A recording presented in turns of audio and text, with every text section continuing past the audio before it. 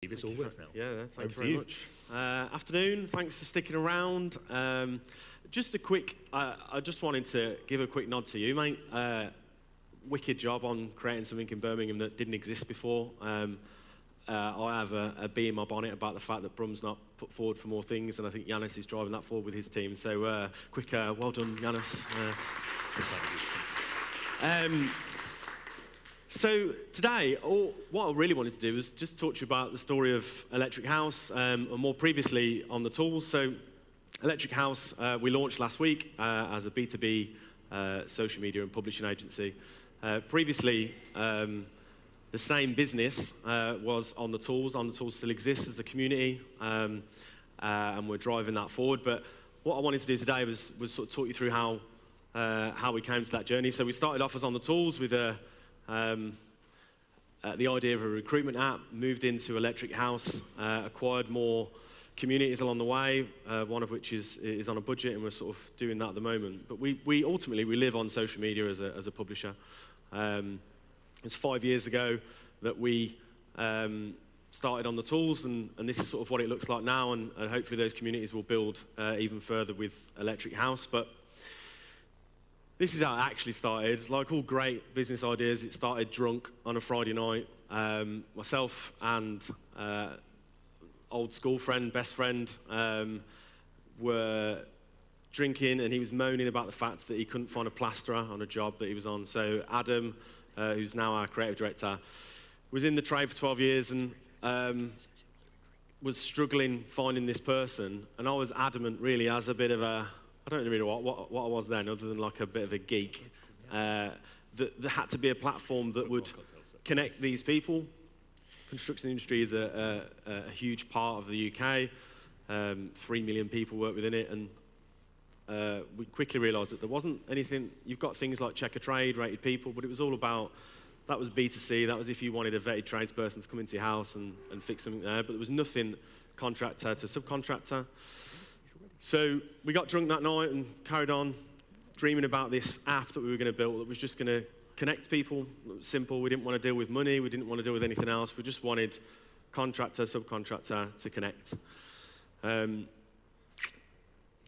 Ad always quotes, he was in the trade for 12 years, still does now in the office. He's got soft hands now though. So we didn't have any money at this point.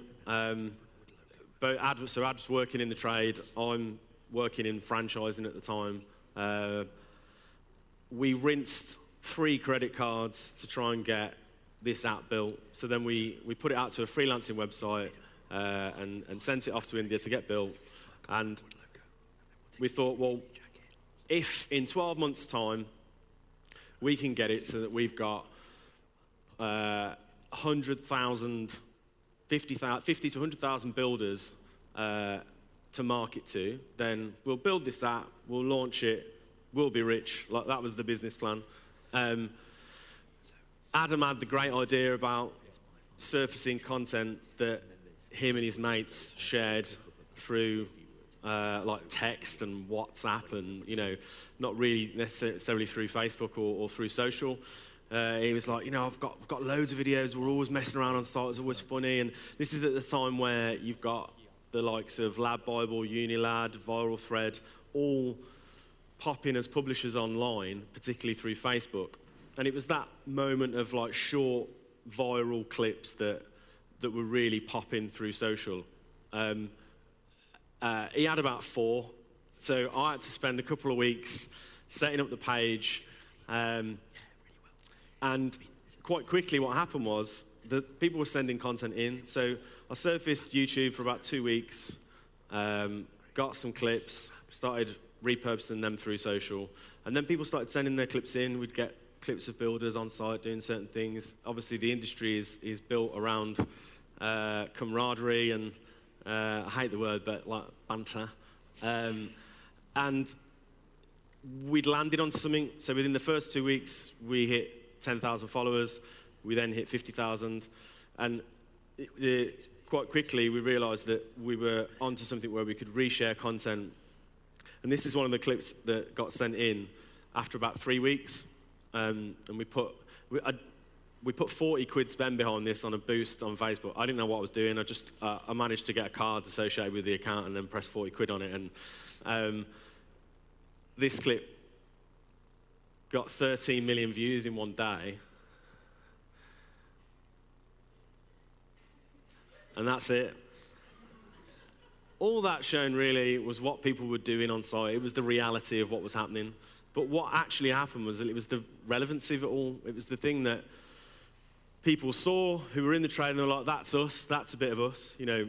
So quite quickly we started getting more content. Every day we were getting 150 pieces of content sent in. I was working full time, then I'd go home, go through all the messages, reply to them all. We wanted to make sure that we were sort of like engaging with the community we were growing.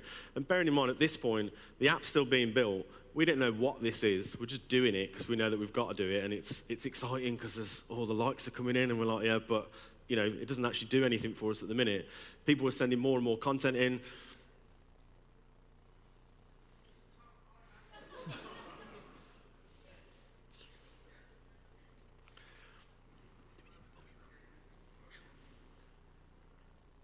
And then after 3 months, we hit 250,000 followers, and this thing was growing at like 30, 40, 50,000 people every like couple of weeks. We just couldn't really sort of contain the amount of content we were getting sent in, or again, even still, what the hell it was. We just knew that we had loads of builders in the UK that eventually, once this amazing app was built, we were going to launch it, and then we were like, hang our hat up, we're retired, we're done. We built the community, and this is what it sort of looked like. It was heavily dominated male industry. I think still, you know, the sway within the construction industry, I think it's still 1% women that actually work on the tools, and that's something we're sort of trying to work towards moving the needle on. It's a very male-dominated industry, and as Andy, that's Andy, our commercial director, as he always says, likes don't pay the bills, and we had this business that was, from a community perspective and from a market perspective, looked great on paper, but we didn't have a product. We didn't really understand how to use the platform. So we were constantly looking at where we can get revenue, like what was the purpose of what we were doing? Was there something else happening here, or were we still waiting for this app? So what we did was, quite a few people were asking for on the tools merch. We hit about that 500 mark. People started asking for it, and I mean, it's the best business model in the world. We asked the community for like slogan-led merch. They picked the best ones in the feed, and we just measured that by the immense amount of likes that it got on a comment. I set up a Shopify store in 2 days, and then we created some of the designs that people had put forward, and then we sold them back to the people that had created it for us. It was amazing. So at this point, I'm still working full time. We did £800 worth of sales in the first week, and I like balled into work and was like, I quit, and then I left, and everyone was like, you are mental, what are you doing? We did 15 grand's worth of sales that month. I sent the first lot of orders out in black bin liners with like brown masking tape wrapped around them. The people who got that must have thought, what on earth is this service? Who are these people? But we weren't prepared for it, but we knew that actually if we try this, we've got a community, people are engaged with what we're doing, maybe this will be the revenue generator. So that was the first bunch of orders that we had on the living room floor. That was our first crummy office we moved into. I'd got sick of sort of trying to work from home after about 3 weeks. I would basically wake up, sit in my pants, and then not really do anything. I'd just sit on the internet, and I was like, this is not a thing that I want to like do long term. So we got that office, which interestingly, that building was called Electric House, which is how we came up with the name for the new agency. We spent months and months trying to think of a name, and eventually got back to that prison-barred little office that we had. So we're at the point now where Adam joins full-time. He comes off On the Tools and comes to On the Tools, and he starts managing the content. He's the builder. He's our audience. We don't know what for yet, but we know that he's it. Funny guy, very creative, completely understands what happens on site. So he started managing that content, and that's when the page kicked on even more. That relevancy of having someone in the trade who understood what was going on and where we could take that massively helped. So obviously we were really busy, making important business calls. Neither of those phones are plugged in. And then we got to 2016. We had an amazing Christmas with the e-com store. We'd been let down with the app. It's still not quite ready yet. We'd gone through some testing on it. It still wasn't quite there. I think we did something like 150 grand's worth of sales across November and December. We thought, this is it. We're turning into this, like, we're going to be a workwear brand. This is what we're going to be. We're going to be in the trade. We're going to be a workwear brand. And then the app came back, and it didn't work. When we actually got it, it was built in like iOS 3. I think they just canned it. I think they were on to iOS 7 or 6. So we had gone through that 500,000 mark. We'd gone through this growth of having an e-com store that people were buying. We got into January after having this amazing Q4 before Christmas, and then everything stopped. We got no sales through the store. The app didn't work, and that's what we lost in March. There's two of us. We didn't get paid through January, February, March, April, May. We got to March with that, and we were like, we're done. This like crazy like stream on a Facebook page of whatever it was we've run out of money. And I think really, looking back, actually we were just living off cash. We didn't know whether we were making money or not. We were just selling loads of stuff, trying to pay our rent and feed ourselves, and then plowing it all back into the business. So that's Adam, that's me. What we knew we really needed was someone who could really concentrate on driving the business forward from a commercial perspective. Adam was dealing with the content. I was dealing with the e-com side of things and more trying to look at what the vision of the business was. I'd worked with Andy for quite a long time previously. He invested into the business when we first needed some cash to build a website, and we basically lied to him. So we just said, look, we're really getting to the point where we need some commercial activity here, and we think you're the person to do it. You're a shareholder, you should come on board. Be the three of us, we'll smash it. If we can get 3 months worth of salary in the bank account, will you come on board? And he was like, yeah, I'm going to do it. And then we got about 3 weeks salary, and we was like, Andy, we've done it. We've done some stuff we shouldn't have done. We sold our souls a bit. We worked with some brands that we shouldn't have. It was a bit spammy, but we've definitely got 3 months salary. He didn't even check it. So Andy came on board, and then the whole point of that then was what we'd seen was this, across Facebook in particular, this landscape of publishers building communities and working with brands. And we were like, well, this is a bit of us. Well, we've got real niche community that we understand, that spends lots of money. It's a huge industry. It's worth the merchant industry alone is worth 23 billion quid a year in the UK. It's huge, and we were like, okay, so how do we work with brands and then distribute that back out to a load of builders in the UK? And at this point, we're trying to find the money as well to build the app again in the UK. We're still hanging on to this app, like it's there. It's the unicorn. It's the thing that we're sticking to. So Andy goes away and works out that we can. The big aim is to get 3 key brands on board and start working with them to create content. We've never created content before, done anything. So we hired a few freelancers. We did some work for free with some brands. One in particular was Juicen, big builders merchant, one of the biggest in the UK. Sold an idea in, did it for peanuts, and then they signed a 2-year contract with us, and we hit the 1 million likes. As Andy says, likes don't pay the bills. And we got those 3 deals, and those 3 deals meant that we'd generated about 400 grand's worth of revenue for the following year. We'd committed to doing something like 47 bits of content, and we had no one in the business to do it. We'd got to the point where we were like, well, we know we can do it. So then it was like, okay, backfill. We need to get videographers in. We need to try and understand how that looks. All that we knew was that we were, we thought we were pretty funny. We thought we could relate with the trade. So we matched those 2 things together and was like, we can work with brands, we can do this. So we started moving all that forward. And what we quickly realized was we was in a really good position to start talking to brands about the construction industry and where people were and what they were doing. And there was a fight on our hands in terms of the reality of what people were doing, and what people thought or brands thought. You know, everyone was on the phone, everyone was on social. Yeah, what I love about this is when he's on it and then he gives it a little look while he's still doing the one-handed. Like, everyone was obsessed with social, and the construction industry, a lot of brands within that thought that they were marketing to nuns and vicars, and I'm like, they're not.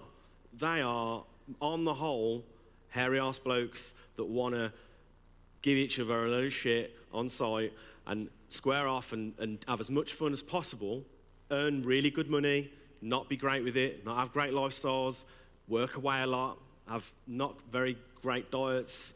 You know, the stigma is real, because they're not supported. You know, then as an industry, they aren't supported.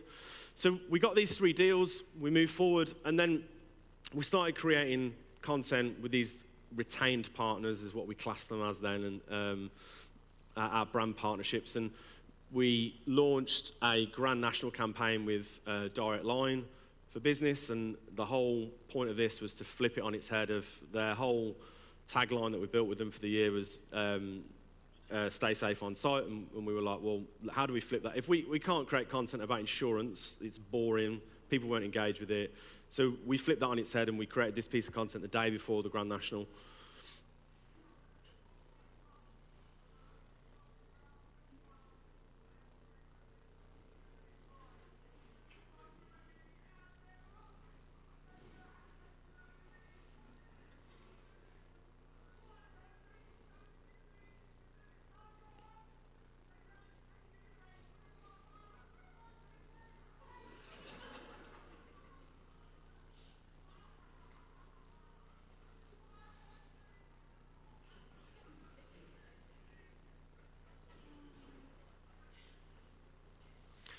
So Jonesy was me. When we got there on site, Ad was adamant that the hole needed to be deep and it needed to look right, and the hole got dug and it was empty, and me and Ad were stood in it, and I was like, I don't think we can bring actors in and like let them fall in this hole. I think it's too deep. Like it's like we're working for an insurance company. Like they're going to put a claim in. And then Ad just turned to me and was like, well, I'm directing, so. So we took 5 hours to fill the hole, and then straight round, one take. I was like, one take EastEnders, and these were the results. So that day, and the following day as well, we had media outlets contacting the office to speak to Jonesy, to have an interview with him around what happened to him on site. We had the piece of content got repurposed that day about 50 times from gambling companies and news publishers. Just on our channel alone, it received 32 million views across that weekend. And there was a sweet spot of something that was heavily sort of cultural, I guess, in terms of timing and within the demo that we were going at. Like Grand National, everyone likes to have a go on it. It's, even if you don't, a lot of the time, even if you don't, I don't gamble, but if I remember the Grand National's on, it's one I'll probably have a little go on, mainly because my granddad used to just like going, having a gamble on the horses. So I haven't got like a fondness for gambling, but I'll still do it then. There's something in that piece, and we knew that demo-wise there was a good crossover there. So moved into 2018, we then started to become a bit of a powerhouse, I guess, within the industry of being pinned against other publishers, and still being able to, even though they were, 3, 5, 10 times the size of what our community was, we knew how to create community. We knew how to create content for a community that was based in the UK and within a niche and had that shared interest. And I think there's a key part to when you're working on social and you're trying to build communities. There's so much value in having. You don't have to have massive numbers in order to have the value. What you need to have is that concentrated community that has actually got an interest in what you're doing. The reason we ended up beating the likes of LabBob or Unilab when we did our branded content last year was all based around the fact that theirs was hugely, hugely broad. The way that the Facebook algorithm works in particular is that if that content is distributed out, it gets served to about 10%, maybe less now, of the audience that follows your page. Now, on that basis, what they check is then they go, okay, how many people of that 10% are engaging with it? Is it a good percentage of that 10%? If it is, then we'll serve it to another 20, 30%. And it layers up. If you've got 40 million people that are following page that is global, and you're putting out a piece of content that is super relevant to the UK, that content can die on its arse before it's even got out the gates, because it's not relevant to the people that it gets served to. And we've had real success in making sure that we stuck within the construction industry. We had 6 months in when we didn't know what we were doing. I don't know whether we still do, by the way, but we had that conversation around, like, do we just become like Lab Bible? Shall we just do that? We've got loads of blokes. It's funny. We can bring sport in. We can bring other things in. You know, they don't just walk around with hammers and drills. You know, they eat food and they do other things. But we would have been a poor man's Lab Bible or a poor man's... We wouldn't have had that success. And actually, in the back of our minds, we was all like, but what about the app? We're going to launch this app. To this day, the app is in the app graveyard. Like, it won't see the light of day. The industry changed, the recruitment changed, people were traveling less. Actually, the product itself was a bit pointless. We were going to try and drive through brand and not have that penny gap in, but when we realised, actually, we're just never going to make money, and the retention on the app, people aren't going to come back to it. That churn slows down in recruitment. No one sees the value in coming back to that app. So, as we've grown now, we've acquired more communities. One of the biggest ones we've got is On a Budget, which is the absolute opposite to On the Tools. On the Tools is very male skewed, and On a Budget is very female. It's mainly UK, 1.5 million women who like to share ideas, save money, and upcycle in the home. And that goes across like DIY, crafts, cleaning, cooking, etc. Super engaged community. One of the most engaged communities I've ever set my eyes on. Mainly runs through Facebook groups. Really interesting. If you want to like do anything in your home, follow that group because it's wicked. So why did we move to that? And why have we moved to Electric House? We had a real identity crisis as a brand. Forward-facing, On the Tools was this powerhouse within the construction industry that was serving a purpose of trying to connect that industry, you know. And actually, over time, what happened was that behind the scenes, everyone working On the Tools was actually a social media and publishing agency. We were working with brands and we were creating original content. That was pretty much all we were doing. We weren't driving forward any purpose or mission for On the Tools. We weren't solving problems in the construction industry. We were just making money in it. And actually, as a brand then, when people, there was two things. I remember Andy going to, our commercial director, Andy went to a trade show. And at this point, we had about 18, 20 people in the team. And he walked up to a stand and gave someone his business card that said commercial director on it. And they laughed at him. And they were like, On the Tools has got a commercial director. We just thought it was a builder in his pants. And I was like, how have we got that so wrong? Like, it's not like we were going to a consumer brand who shouldn't really know who we are at that point. It was like in the thick of it. We were at a construction industry trade show.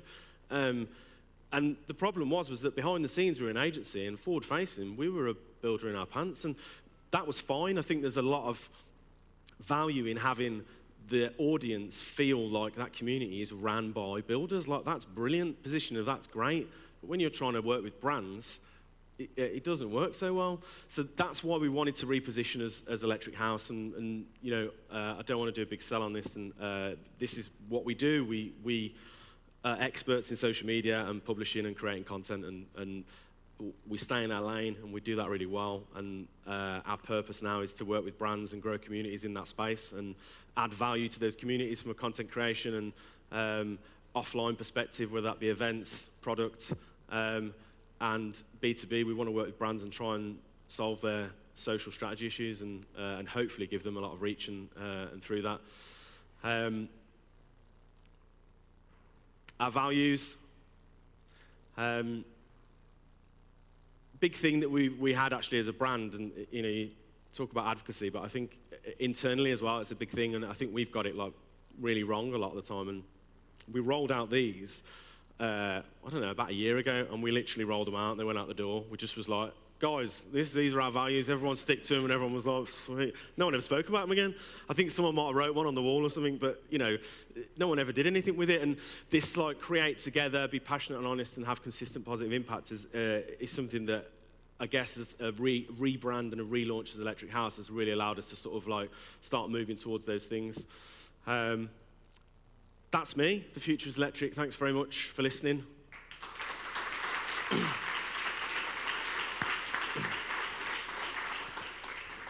That's an incredible story, Lee. Kind of what a journey you've been on, and I suppose it would have been kind of a tough decision to move away from On the Tools, where it came from, to kind of Electric House. What were kind of some of the discussions internally about kind of that move and doing it? It's took too long. It really has. I think we fought against it for a long time, because you build a business, and particularly a brand that has such engagement, and this is the first time I've done this, so it's the first time I've built a brand. So that thing is like, I've got an 8-year-old daughter. I won't say that the brand is more important than her, but I mean, it's real close, do you know what I mean? You've had to pick.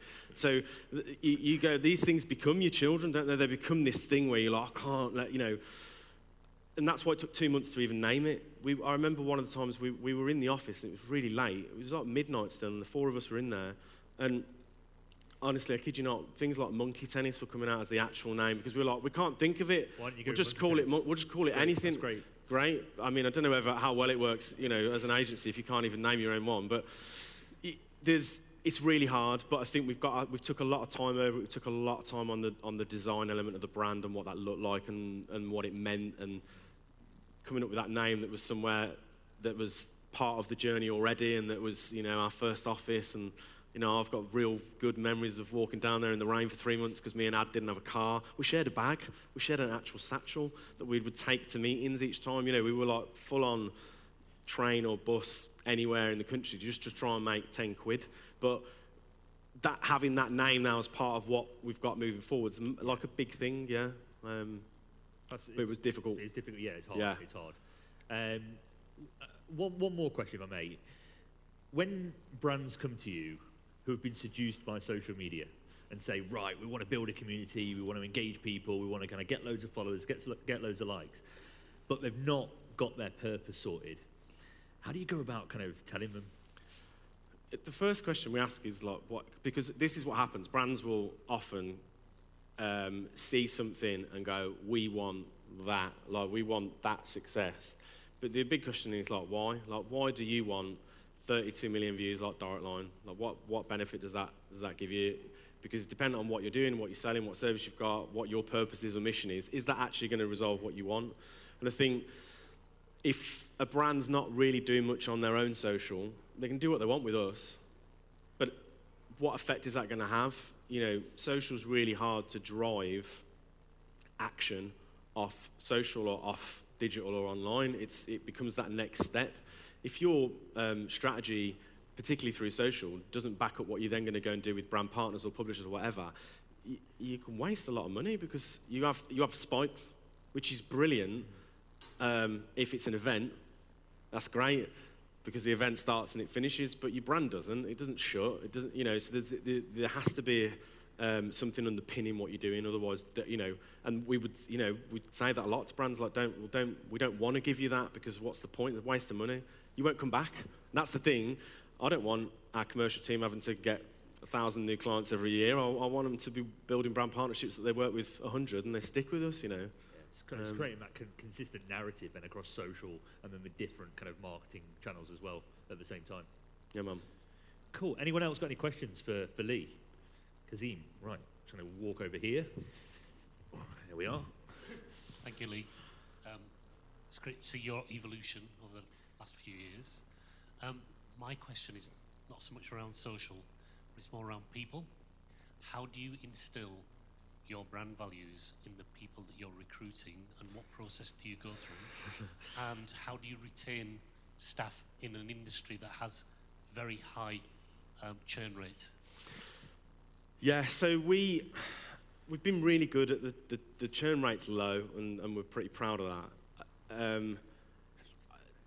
I think, I'll be like overly honest, I guess, yeah. I think being in Tamworth has helped us do that. So like, Tamworth's not Silicon Valley, and we're a bit of a different business being there, I guess. So we attract people that have got that creativity, that don't necessarily want to travel out to Birmingham or whatever it might be.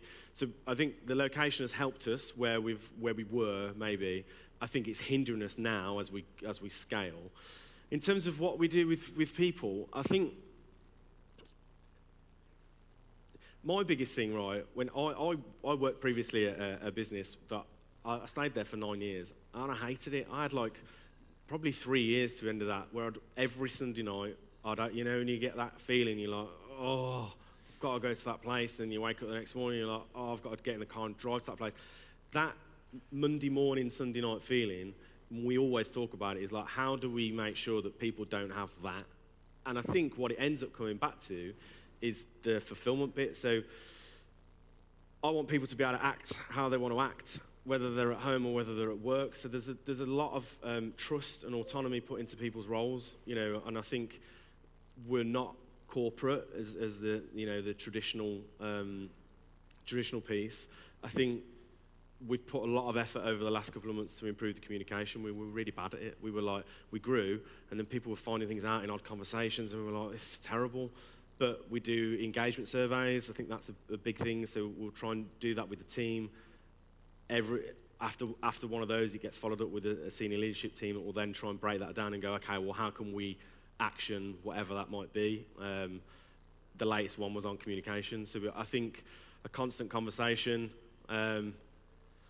vision's important, having that shared vision and people understand where you're actually trying to take the business. Be fun, like take them places, do things, like have days off, go and do company stuff. Like you know, I think there's that, particularly with I've grown up and going into businesses where the expectation of like days out with companies just wasn't there. I didn't have that expectation. I do now of other businesses and I do of ours, but it's probably because actually there's a generation that have come forward and been like, well, it's not all about work. I actually want to like get some career path out of it. I want to get some fulfillment. I actually want to have some fun. Can we go and do some stuff that you wouldn't usually do? And I think that's probably a key part of it. One more question. And again, typically it's at the back of the room. There you go. Cheers. Mine's kind of like an inspirational question, which might ask you to reveal something you may not want to, so you take it however you want. But at your lowest moment, when you thought it was all going to go completely wrong, one, how did you bring yourself back from that? Two, what was it that made you keep continuing on and you actually thought, right, there's something worth doing here? And how has that inspired you to be where you are now? Okay, so lowest moment. I've probably got two that I can think of. One was when we lost 24 grand. That was the bit, and actually, it's the only argument me and Adam have ever had. I think in my life with him, and we had like a big stand-up row in the office. It's just the two of us. It was late. It was like 8 o'clock. But we came out of it more aligned than we'd done before, and so on that was the case because we had to. There was like I had no choice. We were in debt at this point with the bank. We were like, well, what, you know, we've got this. The next step is bankruptcy. Like, so that was like a necessity. It wasn't necessarily like, oh, but I believe in the vision. It was just like, we got to do it. The other low point was probably, like, speaking completely honestly, about 8 weeks ago. We've had a lot of growth. So we raised money about 4 months ago, and then from that, you then the whole point of that was to scale up the team and scale up the communities we've got.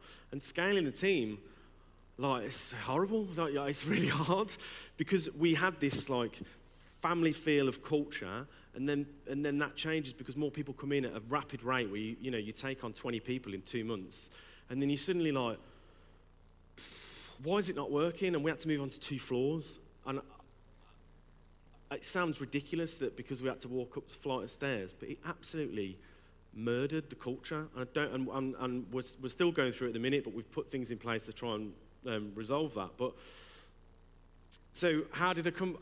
I had a real problem with the growth that we had and how we kept that culture.